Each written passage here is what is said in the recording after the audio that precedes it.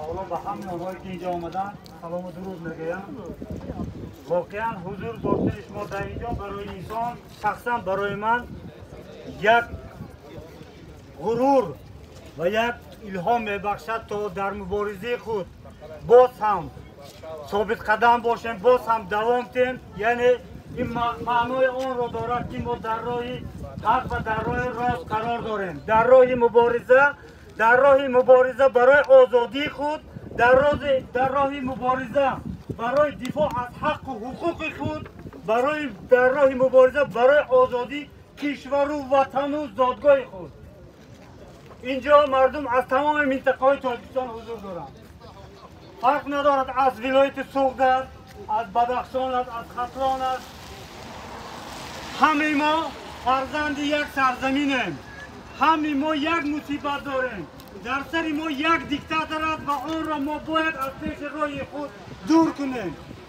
چون بودن و داشتن در سر راه خود یک سنگ، یک دیکتاتور، این مانع پیشروی ما است.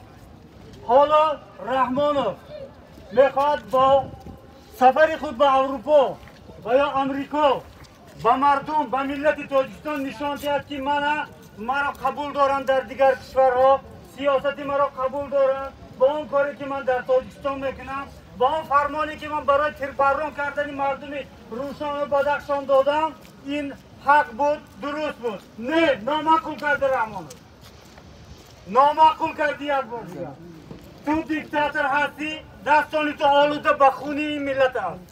هر یک مردمی که اینجا حضور دارد، هر یک این عزیز خود را از دست داده است. هر یک تا این میداند که تو بر این ظلم کردی، تو بر مردم، بر ملت ظلم کردی.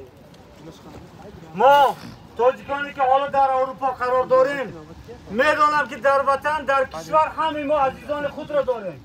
من هم مثل شمایان نزدیکان خود، برادران خود را دارم. آنها مثل یک گروگان هستند، اما من از راه نمیگردم. من مادرم را از دست دادم در این راه، زیر فشار رحمانوف از دنیا رفت. شما برادران خود را از دست داده. او از تیل و میل بلتقای رحمانوف از این حیات رفت. اما ما قفا نمیگردیم. رحمانوف با ترساندن ما را از این راه دور کردن نمیتواند. در هر جایی که هستیم، در کدام منطقه نباشیم، ما یک ندا میکنیم: رحمانوف دیکتاتور، رحمانوف دیکتاتور، رحمانوف دیکتاتور. رحمانوف را ما مجبور میکنیم تو استعفا را. رحمانوف استعفا، رحمانوف استعفا، رحمانوف استعفا. رحمانوف با سیاست خود امروز به هر یک خاندانی مردم تاجیک یک غم آورده است. مردم تلویزیون را تماشا میکنند. در تلویزیون تاجیکستان دیگر است. وقتی که از دری خود، از آستانه خود بیرون میبراید، عموما دیگر منظره را میبیند.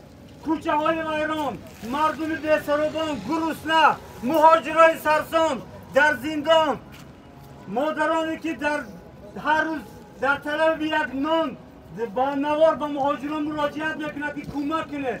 به خانه و به در چند نفر مردم، ملت تاجیک، شما وقتی که تلویزیون را میبینید، تلویزیون های تاجیکستان را تماشا میکنید، با همون عقیده که اون تلویزیون را تماشا کردید، یک بار به کوچه برای همسایه خود را نگاه کنید که آن چطور زندگی میکند.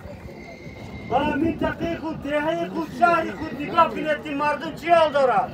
رحمانوف یک کشور را به چی تبدیل داده است. رحمانوف تاجیکستان را به یک زندان تبدیل داد.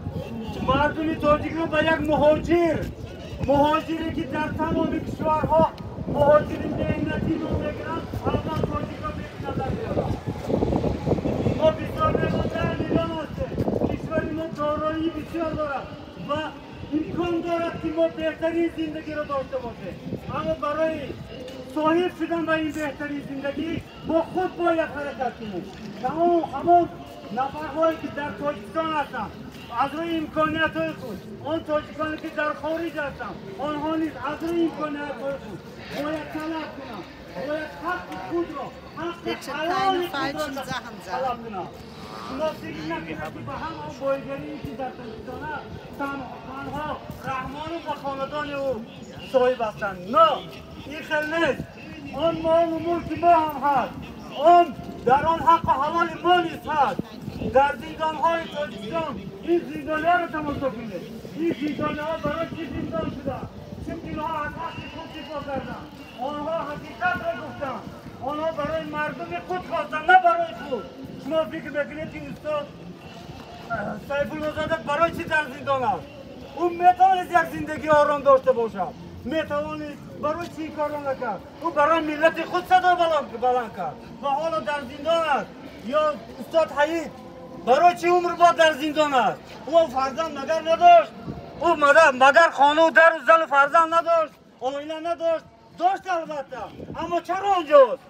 چون که خود از خود دفاع کرد، از حق خود دفاع کرد، از ملت گفت، از غم درد دولت گفت که این خیلی باید کنیم.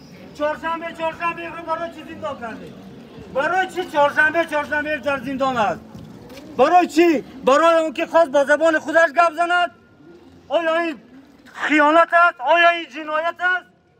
چهارشنبه فخری ما است. فخری ما تاجیکستان است. او یک عکس دیگر برادری ما امریدین علامتشاه، او را برای چی زندان کرد؟ برای اینکه مردم را هدایت نکرد تا از وطن دوست و ملت دوست باشند. الفت خانم ممشایوه مادر ژورنالیست بعد حامی حقوق انسان برای ملت ما صدا میکرد، برای مردمش صدا میبرود. برده کنج زندان. برای چی؟ اگر شما ژورنالیست ها را نگاه کنید، این چند تن ژورنالیست در زندان است. ملت تاجیک شما شاید فکر کنید که مخالفان هستند که تنها رحمان را دیکتاتور می‌نامند. شما این ژورنالیست ها را خود میشناسید، همش را.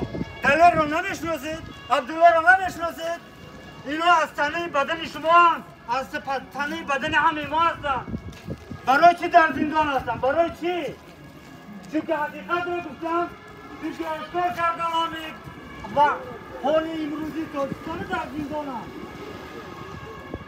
برادرها، اون مردمی که در تاجیکستان هست، حالا من به شما گفته میم، چشمانتان رو کشوید، شناسید. ما مخالفان وقتی که دیکتاتور میگوییم به سبب نمیگوییم آخه. حتی همین حالا رحمانو به امریکا سفر کرد. مقامات امریکا چی گفتن؟ رحمانو را دیکتاتور گفتن. آشکارا نگفته باشن، هم گفتن یک نفر 31 سال یک حکومت را در دستش قبضه کرده. رحمانو این حکومت را در 31 سال با کدام راه نگاه داشت ایستاده است؟ آیا یگان بار انتخابات شفاف کرد؟ نه. آیا یگان بار با مردم برآمده آشکار و پلیسانه صحبت کرد؟ نه. همه وقت سرقانون رو تغییر داد. سرقانون رو نمیدونم از نام سرقانون از مانده تمام دیگر هر ورق که یک سال در یک کوچه مردم را میزند میکشد. برادر میبخشه مردم را میزند میکشد و برای چی؟ چون بخواد حکومت را در دستش کار دارد. بالا فرزندهای خودش را آماده کردن تا این حکومت را دوام دهند.